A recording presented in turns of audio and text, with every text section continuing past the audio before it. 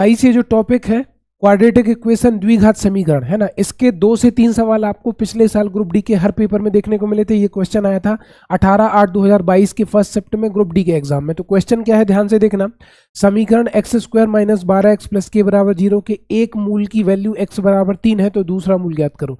द्विघात समीकरण क्या है, x² - 12x + k = 0। तो इसको करने का बहुत आसान तरीका क्या है, इस k की जगह पर मैं ऐसी वैल्यू लूंगा k के मैं ऐसे 2 मान रखूंगा कि ये बीच वाला टर्म आ जाए। बीच वाला कितना आ जाए, -12 चिन्ह समेत है ना। तो -12 कैसे आएगा, एक मूल तो आपको दे रखा है 3, अगर मैं एक मूल 3 लेता हूं तो दूसरा मूल कितना हो जाएगा 9, क्योंकि 9 और 3 को जोड़कर कितना होना चाहिए 12, लेकिन माइनस का 12 चाहिए तो -9 - 3 दोनों को जोड़ने पर -9 - 3 कितना हो जाएगा -12।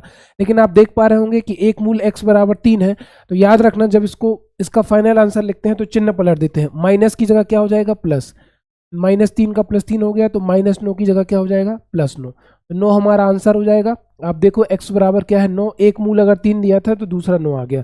अगर इस सवाल में k की वैल्यू पूछी होती तो k की वैल्यू कैसे निकालते, इन दोनों का गुणा कर दो तो 9 तिया कितना आ गया 27, माइनस माइनस कितना आ गया प्लस, तो k की वैल्यू भी इस सवाल में निकल जाती। नेक्स्ट अगर मैं अगले सवाल पर बात करूं तो अगला सवाल क्या है, ये भी आपका 18/8/2022 first shift third shift group D के पेपर में आया है। समीकरण 6p² - 5p - 6 = 0 के मूल ज्ञात करो। तो इक्वेशन आपका क्या है 6p² - 5p - 6 = 0, इसको आपको सॉल्व करना है।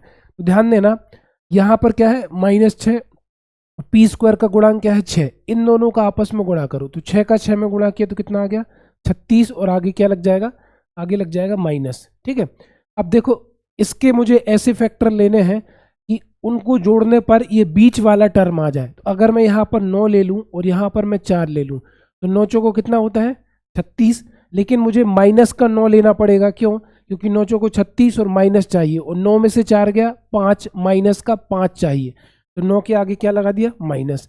अब मैं क्या करूँगा, अब इसके बाद जो p² का कोफिशिएंट है, p² का कोफिशिएंट क्या है 6, उसको मैं दोनों तरफ भाग दे दूंगा, एक तरफ आ जाएगा 4/6 और एक तरफ आ जाएगा -9/6। अब इसको काट दो तो 2 दूनी 4, 2 3 6, ये आ गया 2/3, इसको भी काट दो तो 3 दर का 9, 3 दूनी 6। अब याद रखना कि जो भी चिन्ह हमारे सामने है वो चिन्ह पलट जाएगा, तो -3/2 का क्या हो जाएगा +3/2, और +2/3 का क्या हो जाएगा -2/3। तो 3/2 और -2/3 आपको जहां पर दिख रहे होंगे वो हमारे आंसर होंगे, 3/2 - 2/3 ये हमारा आंसर आ गया। उम्मीद है आपको क्लास बढ़िया लगी होगी। Thank you.